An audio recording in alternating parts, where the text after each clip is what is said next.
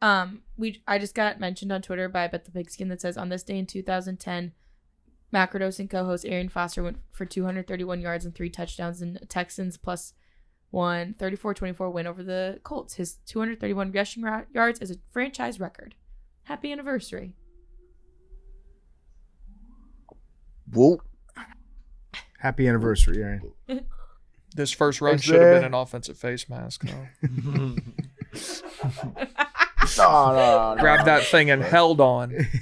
Started from Mad Dog congratulating Arian. I want that in there. We need to acknowledge Arian's on-field prowess a little bit more frequently because I make fun of his hands sometimes, but people forget. That's completely unfounded. He was an above-average running back for a long time in the NFL. I just want to be nice. I just want to be nice to Arian. Why don't they ever call running backs for face masks? That's a good point, Big T. Like you can. What you mean? I got my shit called a lot.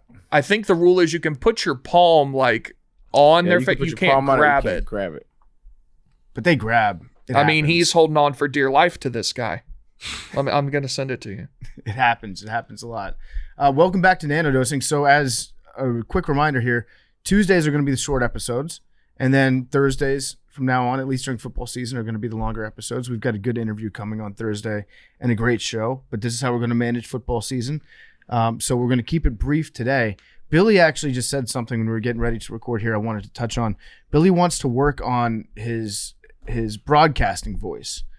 And I think that, so judging by how you go with your Russian accent that you do, and you're like more eloquent when you have a Russian accent, I think if you just pretend to do a broadcasting voice, Billy, I think it'll be fine. Honestly, I feel like I'm better spoken when I put on my ad voice. Yeah. And that's for my broadcast voice. So why don't introduce today's Nanodosing? Hi there, and welcome to the first annual short Nanodose on a Monday. We have PFT. It's Tuesday when people are listening. It's Tuesday. Oh, it's Monday. Right and it's not annual, it's weekly. Weekly, whatever. Besides that, I thought that was a pretty strong start. I'm trying. Fucked up pretty much everything you said, though. Okay. You know what? We all attempt things. The voice was there, though. The voice was good. What good. Do you not like the sound of your voice? I don't know. I mean, I just want to create a better product for the listener. That's good. Just effort. I like that attitude, though. It's always be improving. But so guess who's getting the corgis? Oh, Prince Andrew. I saw that. That's bullshit. Yeah, that is bullshit. Good PR move for him. Is it? Yeah, I guess to have like a bunch of dogs. Like, around. They trust him with the dogs. I don't think you can come back from that PR. Like, PR and corgis isn't going to save your reputation. Right. So, Corgi is a dog? Yeah. So, Arian, I know you're pretty broken up last week about the Queen passing away. First of all, condolences, thoughts and prayers. I know that was your girl. And so she's got all these corgis, right? She bred a bunch of corgis. And so they have to figure out who's going to get the dogs. Right on. Like she did it? I don't think she was like jacking off the dogs or anything like that. Maybe she was. I don't know how hands-on. She had like a breeder on staff. Yeah, it was like a hobby that she had where she oversaw the breeding of the corgis. And obviously now they don't have a true owner. So it sounds like Prince Andrew is going to inherit the corgis. And Prince Andrew, you might recognize him from the flight logs to Epstein's Island. So I don't know if he can rebrand or reclassify all the corgis as emotional support animals when he gets on planes. That's probably going to be a lot of paperwork that he has to get through. But Billy's saying that they're giving him the dogs to soften his image a little bit. So, I guess he's known as a pedophile. Yes. And so you can't be that bad if you have a bunch of dogs, right? If dogs love you. Well, yes. Some kid was chirping him at the procession, like harassing him, and he got dragged down, beat up by a bunch of Dana White looking dudes. Really? You know how all the English fans look like Dana White? Yeah. I did see it's Operation Unicorn to replace the Queen because it happened in Scotland. And a fun fact is the unicorn is the national animal of Scotland. Exactly, yeah. And so one of my good friends from Austin, he works like at a high level in Scottish security forces now. It's a long story, but he's involved in Operation Unicorn, and he's like, this sucks. Like nobody up here. They're Scottish. They don't really like the Queen that much, but they're in charge of like taking care of her body, and all that stuff. But the Queen's dead. R.I.P. Elizabeth. I don't really know what else to say about it. Arian, what are your thoughts on the Queen dying? I have zero. Okay, I know Big T has some. Big T's big into Queen talk. Do I? Yeah, I mean, you have very strong opinions about the royal family. I don't care as much about the royal family. I just don't like Americans who are obsessed with the royal family. Yeah. Like, no offense, Madeline was walking around here the other day like her grandmother died. Okay. Like she knew the Queen. I heard a nasty quote. I'm sure it's taken out of context. Oh, no. But I'm going to give Mad Dog a chance to defend herself on this.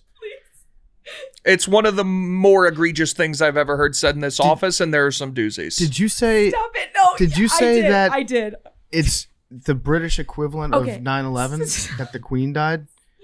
Okay. Holy shit. Guys, I know. Several days before 9/11 also. Guys, it was so bad. Guys, it was so bad. I'm sorry. I apologize. I am so sorry. I didn't mean it. It was kind of out of context.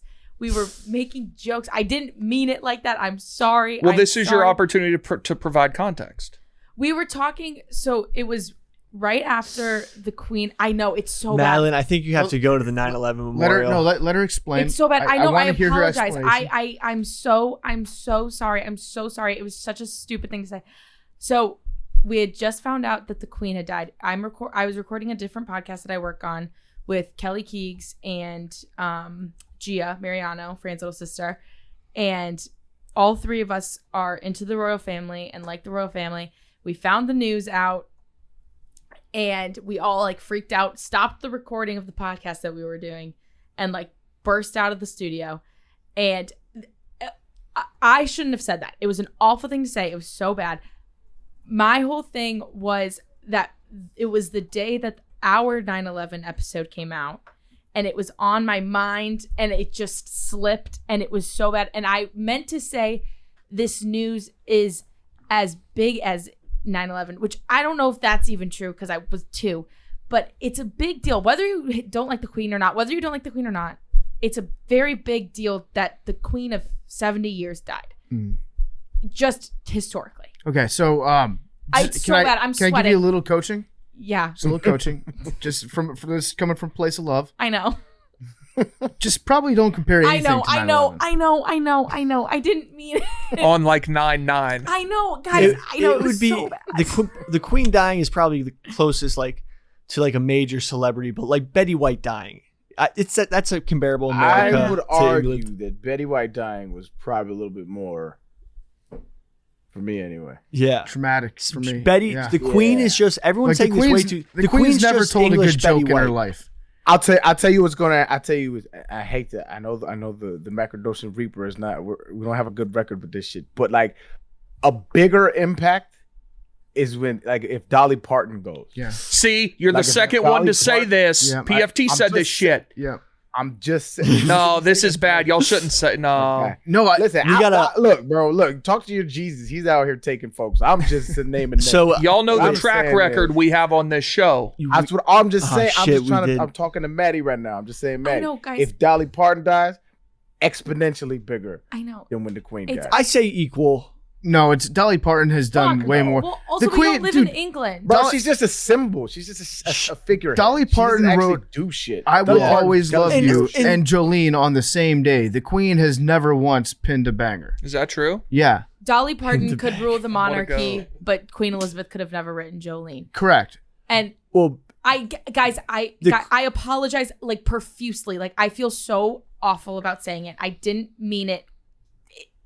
I'm sorry. It's okay. I'm sorry. It's okay. Please, I'm so sorry. We'll move forward. Ken Jack tweeted it, and I was like, "No, people are gonna get actually so mad at me. I can't." I think you do need to go visit the museum. I know, guys. I know. I don't mean to be a dickhead. I don't know. 9/11. Yeah. It's so bad. I didn't mean to say it like that. I'm so sorry. I'm sorry to anyone I offended. I really didn't mean it, and it was just something. My words came before my brain. And it was a very bad take on my part. I'm so sorry. I don't know what else to say. It's stupid. I would actually say that Dolly Parton in that one day accomplished more than the Queen ever did in her entire lifetime. Also, so I was at a crystal shop. It's where the astrology girls get their stuff and crystals and read books how to do witchcraft and stuff. I think it would definitely be worth the investment to reverse this curse we have. I have crystals. I always have crystals on. Yeah. they stay strapped. But I think we could use some of that magic to sort of stop to save Dolly Parton. I think we have to do some sort of. Jimmy Carter's still in the running. Jimmy Carter's still, he's still kicking. So we got. I am worried about Dolly though, because the fact that both Arian and I brought her up out of nowhere. She is the version. She's our version of the queen. And some people are sad about the queen dying. Let me put it to you this way. You know how, my dog Leroy, I've got a couple pictures of him, R.I.P. Leroy. When he passed away, he was like 12 years old, right? Mm-hmm. Pretty old for a Mastiff. And it was sad when he passed away, but I was like, you know what? Like Leroy had a great life. He lived to be way longer than anybody thought. We gave him a perfect life. Everybody out there showed him so much love. What a good life for this dog. The queen is essentially a nation's dog, where it's like we took care of her. She was born into this. She didn't do anything to earn it. She was born into this, and she had the best life ever. Like she was just waited on hand and foot, never wanted for anything. She's like a dog that had a great life. You shouldn't be sad about it. All the boops for Queen Elizabeth. Yeah. But let's be real. Like, why are we sad? She did like maximize potential at life. She had a better life than anybody out there will ever have or know. You just let her go. Good job. Okay. Well done, Queen. I think it's what quote the great Vince Staples.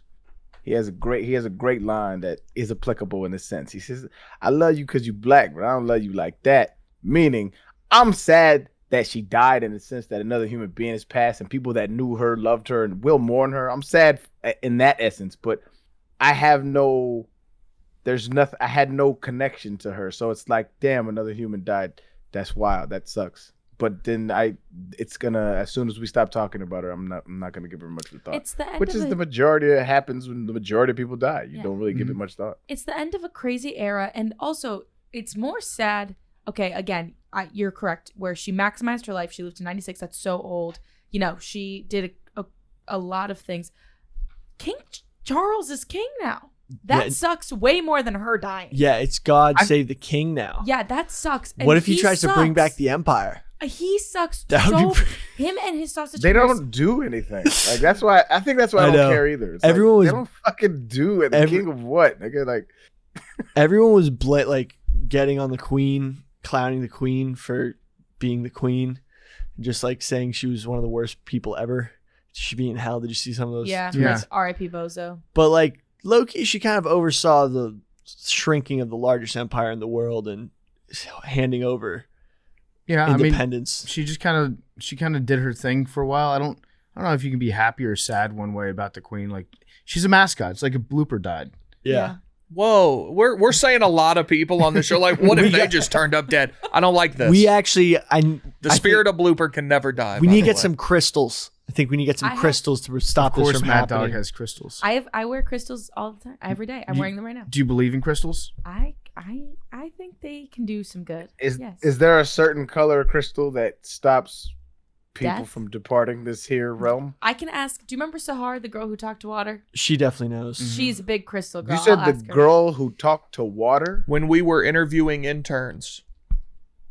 She was one of the other interns who's one of my very good friends, and she interviewed to be the macrodosing intern, and she talked about how she talks to water because it holds energy and emotion. So if you give good vibes to water, they'll give good vibes back to you. So I walked into the store and I started reading some of the books, and it's like, it's so funny because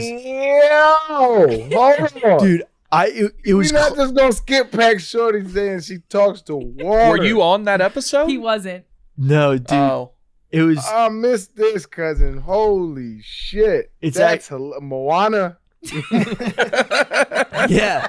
No, so I was in this shop, and like they actually have spells for all sorts of shit. And turns out their their best time for sales at the store is Sunday mornings, where a bunch of pissed off girls come in to curse dudes from over the weekend.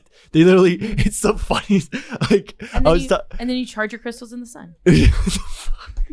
There's a whole straight up religion of like, there's actual witchcraft books. I was like reading all this. I was like, what? People crystals are photosynthesized. You charge them in the sun, and my roommate has some, and she puts them in her windowsill, and then they charge up and they give you energy. Solar panels, crystals. That's hilarious. Yeah. Water. I don't water put mine in I don't put mine in the sun, but I think they. Why don't you?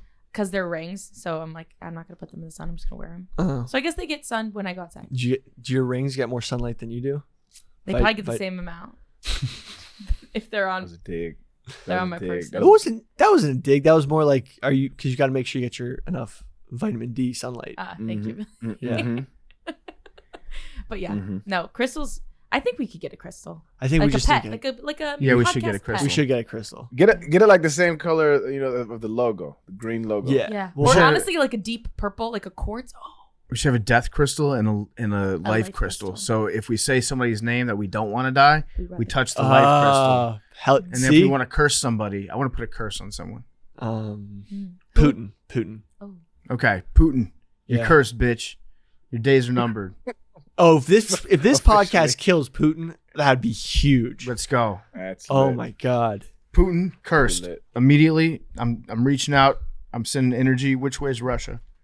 Russia. Is it faster where's to the go? East River? Is it We're faster on to the go west east? side. Wait, no, it's faster to go East. north. It's faster to go north. Oh to Russia. yeah, we gotta go north. So that way. Hey, You're gonna have to go. You have to go east at some point, though, right? I'm putting the whammy on Putin. All right, he consider if he himself dies, cursed. it'd be so lit. What if he's dead? What if he died right now? Yeah. That'd be fucking sweet. Actually, I saw Russia's turning on him.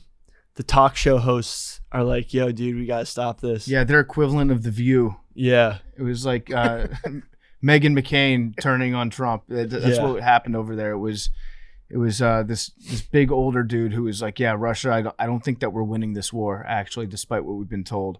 And then all the other panelists were like, "Excuse me, what are you saying?"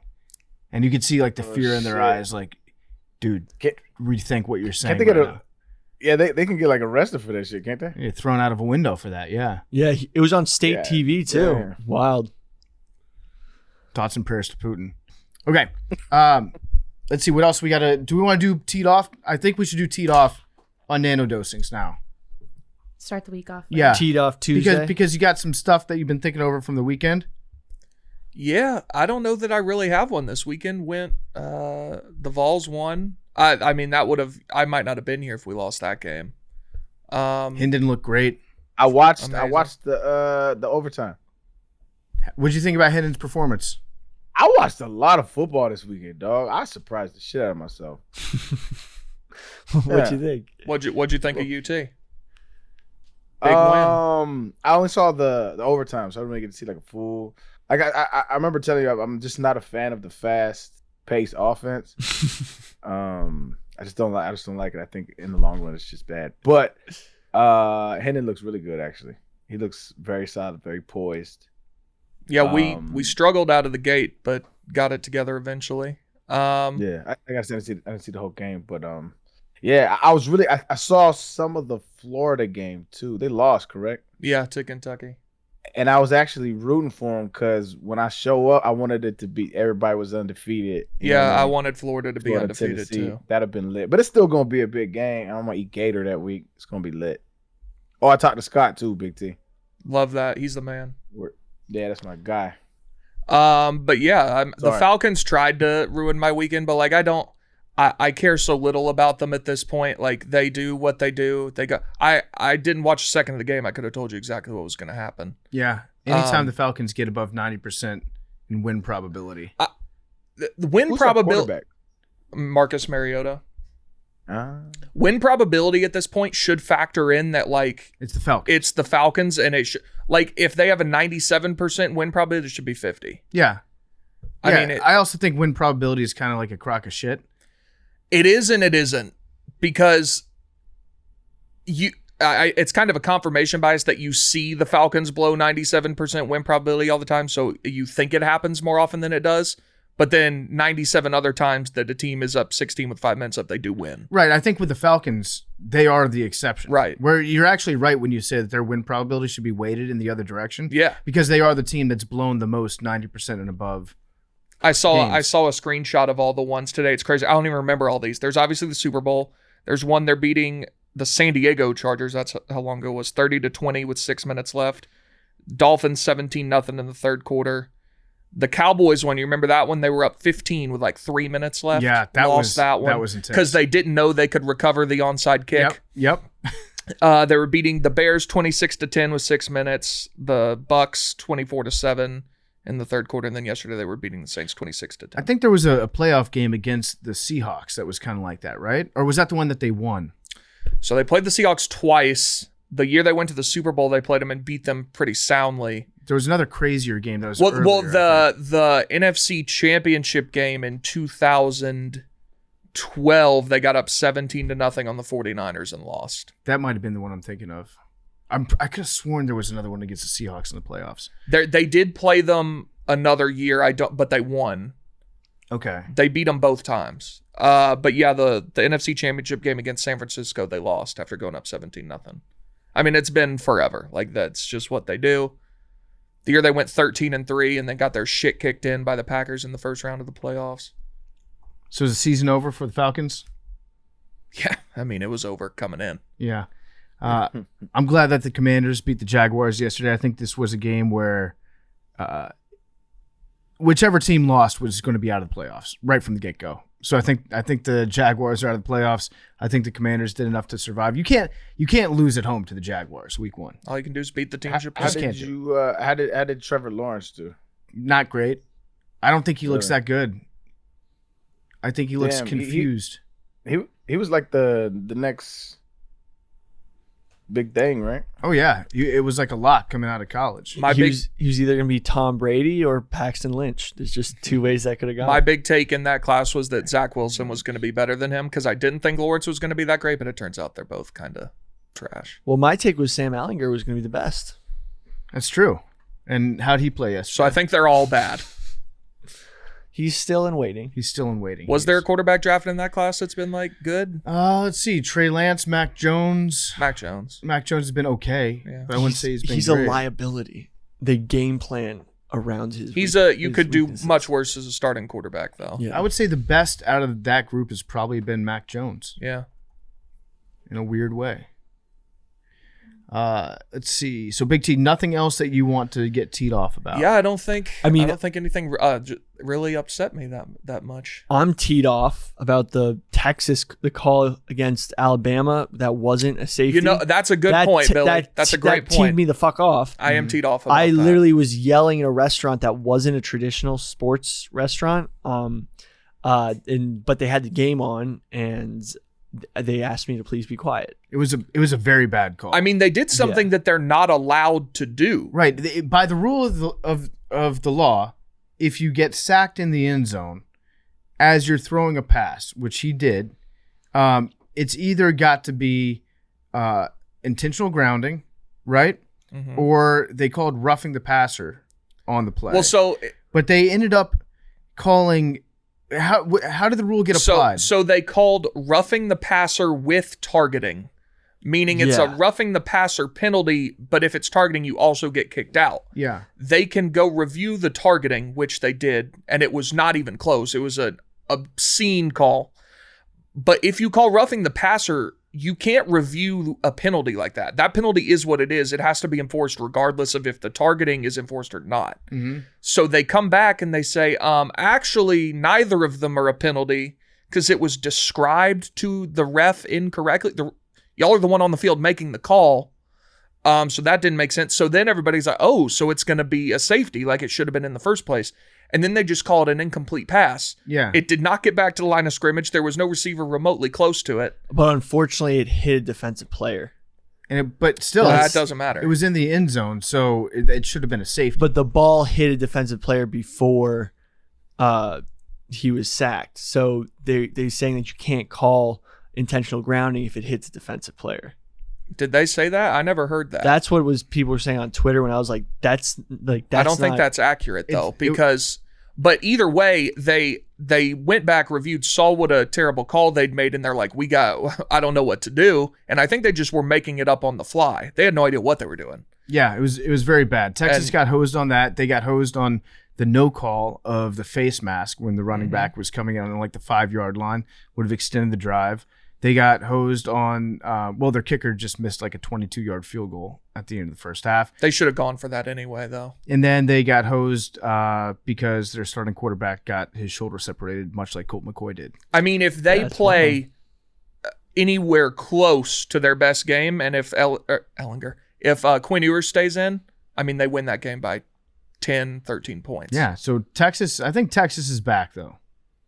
Yeah, I mean, you don't want moral victories, but I think it was kind of a moral victory. That's as close to a moral victory as I will allow. The description was targeting. There was no roughing the passer. The act of targeting was the roughing the passer. That's the way they got around it to take it off. That's what Mike Pereira says. That makes no sense. Yeah, I mean, they were making it up on the fly. Good thing those 2 points didn't matter either.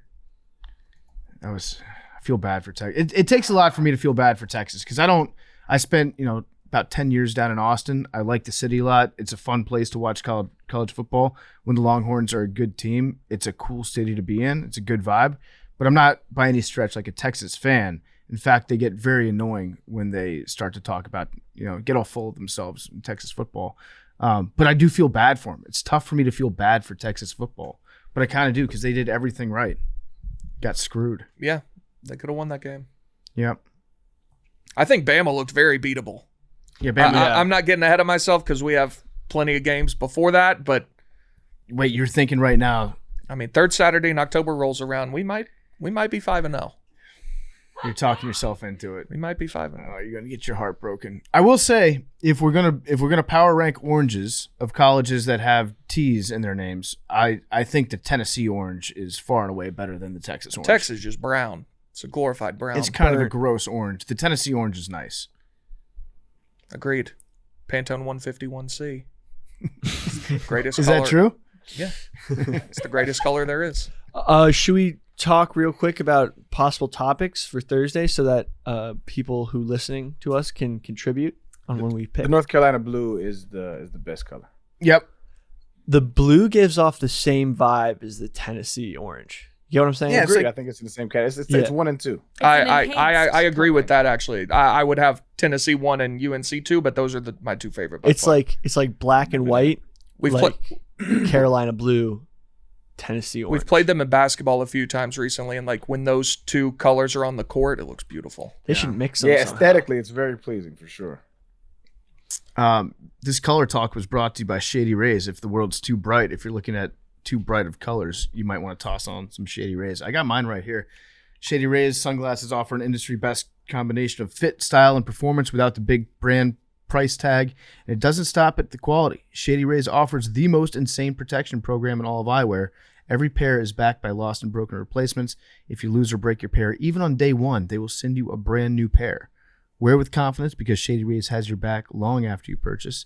If you don't love them, exchange them for a new pair, or you can return them for free within 30 days. There's no risk when you shop with Shady Rays. Their team always has your back.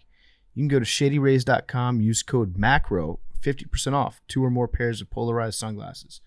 That's their best deal that they offer. It's 50% off 2 or more pairs. Shadyrays.com, use promo code MACRO. All right, let's talk about podcast for Thursday. Get ready for it. This has been one of the most requested topics that we've had in the history of the program. QAnon. Ew. You don't like program? Program. That's how college football coaches say it. I was about to say it feels like an old ass college. I was about to say that's a program. Yeah. Got to build your program. Dabo Swinney. It's a program. We got a program here. We're doing QAnon. QAnon. The history of QAnon. Where it came from. Where it's going. The people that have contributed to the lore of QAnon. It's like a big folk tale. So it's interesting once you start to peel back the layers of it and see what's going on there and where the roots are, and the people that like it, people that hate it, people that have amplified it. It's interesting. It's a uniquely internet phenomenon that we could only get in this day and age. So we're going to get into QAnon, and Billy's doing some firsthand research. Billy is doing some method acting, and he'll be getting radicalized by QAnon. Yeah. So that we can really get a good understanding of what a good QAnon believer. So by Thursday, I'm going to get fully radicalized by QAnon, and let's see what happens. I mean, as of right now, I'm a total rational human being. Oh, yeah, completely. I'm going to inject all the trash into my brain. Billy right now is as good of a control subject as you'll ever have. Yeah. A totally normal, completely rational, always responsible human being. And by Thursday, you won't be able to recognize him. Yeah, so I want you guys to try to radicalize me. Send me your crazy shit, and let's see if I show up like the shaman who stormed the Capitol on January 6th. It's actually a good segment for the show. Radicalize Billy. I don't think it would be very hard. It's not at all. That's your really challenge, dangerous. Macrodosians. I want you guys to radicalize Billy football. I believe in you. Actually, this is scary. What if they? What if they do it? Yeah. No, they will. They will. Yeah, send them, like, tweet at us, Instagram, DM us, comment on our Instagram, everything that you know or want to know about QAnon. Or if you have any, like, juicy secrets. Just about anything. About anything. But also specifically QAnon. But also if you just have secrets you want to tell someone. But yeah, that'll be good, because then we'll get, like, crowdsourcing. Yeah. Sounds good. And Mad Dog apologizes again. I'm so sorry. She's so embarrassed by it. That's sorry. fine. That's how we learn. That's how we grow. I almost cried after it because I was like, that's such a stupid thing to say. But R.I.P. the Queen. Later, bitch. Is that disrespectful? It was a term of endearment. People were saying "Rip Bozo." That one's pretty bad. Rip Bozo. I think that's great. Hold they this, did Al. they did like a moment of silence for her at the beginning of the Jets game before the 9/11 stuff, and people booed. Yeah, I don't was like that. bad. I hate that. I will say who the fuck did that? the moment of silence for a leader of a country that we are not in, I think is too Not much. only that we are not, whose great-great-great-grandfather we very famously told to go fuck himself and fought a war to free ourselves from. Yeah. Right. I was like halfway joking, but I was kind of not. Like the stuff before NFL games for her was like a bit much. We didn't need that. Yeah, like we fought a war to not do that. Listen, I'm sorry. Like, obviously it's sad. Like Arian was saying, somebody died, but she had like a top 5 life of all time, and she didn't have to pay for shit. She had a free ride. Okay, an old lady died. I'm sorry, it can't be broken up. And I'm glad we're pals with them now, but like her family we've hated in the not so distant past. Yeah, Might have been the best Twitter day of all time. it was. Yeah, if you had some takes, it was the day to get them off. Yeah. Okay, well, we will see you guys on Thursday. Maybe. Oh, I guarantee you, Queen Elizabeth is going to get tied into some QAnon shit. Like, not actually dead. Let me search that. She's right now. gonna. No, she's already involved. She's gonna show up. No, she's involved. They but he think thinks she's stuff's gonna come out. the biggest blood drinker. No, I think it's the other way. I think that she's installed time bombs into her corgis and given them to her son Andrew. So they're gonna blow up the pedophile prince because No, Queen Elizabeth faked dying. She's on the bad side of No, I think you've got it all with wrong, the Billy. son. No, y'all aren't going to believe this. The Patriot Voice noted that the Queen's death on Thursday happened exactly 1,776 days after the first Q drop. So they believe she was murdered. Yeah. Wait, I'm what? telling you. This, Wait, 1,770. 1770s. I'm telling you, these fucking corgis are gonna blow hilarious. up Prince Andrew. Would that Just be watch. bad? Just What watch. the No, that'd be fuck are good. The corgis. That'd be good. All right, we'll see you guys on Thursday. Love you guys. Peace.